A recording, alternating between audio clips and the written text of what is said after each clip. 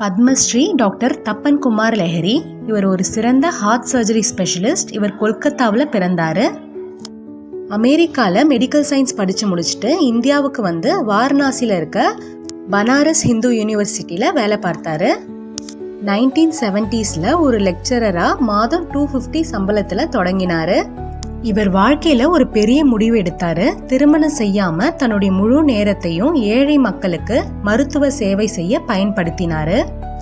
1997 இருந்து சேலரி வாங்காம அதை பேஷண்ட்ஸோட உதவிக்காக கொடுத்தாரு. ரிட்டையர் ஆன பிறகும் பேஷண்ட்ஸ்க்கு ஃப்ரீயா மருத்துவம் பார்த்தாரு. டாக்டர் லெஹரி ரொம்ப எளிமையா வாழ்ந்தவர். கார் இல்ல, வீட்டுல வேலைக்காரர்கள் இல்ல, தினமும் நடந்து மருத்துவமனைக்கு போறாரு. அவர் வீட்டுல ஒரு சாதாரண பாயும் சில நாற்காலிகள் மட்டுமே இருக்கு. அவருடைய சமையல அவரே சமைச்சு சாப்பிடுறாரு. 2016 இந்திய அரசு அவருக்கு பத்மஸ்ரீ அவார்ட் கொடுத்து கௌரவிச்சாங்க. அப்போ டாக்டர் தப்பன் சொன்ன வார்த்தை, விஸ்வநாதன் மற்றும் அன்னபூர்ணியின் ஆசையால் எனக்கு கடைசி மூச்சு இருக்கிற வரைக்கும் நோயாளிகளுக்கு சேவை செய்வேன்.